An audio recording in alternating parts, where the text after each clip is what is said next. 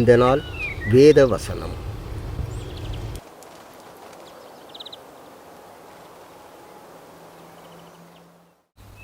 கிராம சுவிசேஷ அழைப்பின் சார்பாக உங்களிடத்தில் நாங்கள் பேசுகிறது. ஏனென்றால் இந்த நாட்களில் தேவனுடைய வார்த்தை என்ன போட்டதுன்னா, நீ பயப்படாது, நான் உன்னோடு கூட இருக்கிறேன், திகையாது, நான் உன் தேவன், நான் உன்னை பலப்படுத்தி உனக்கு சகாயம் பண்ணுவேன், என் நீதியின் வலது கரத்தினால் உன்னை தாங்குவேன், நீ பயப்படாது.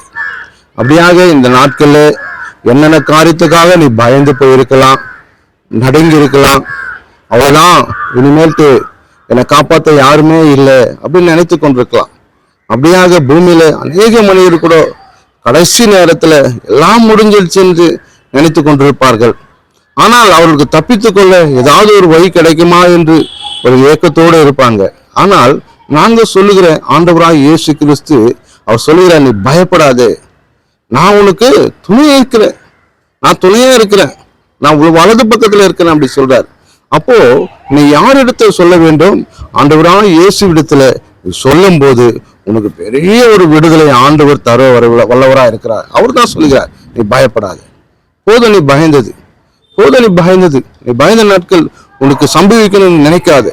ஆண்டவர் உன்னை எல்லா பிரச்சனையிலிருந்து காப்பாற்றுவார், எல்லா தீங்கிலிருந்து உன்னை காப்பாற்றுவார். நீ பயப்படாது, போதும் பயந்தது.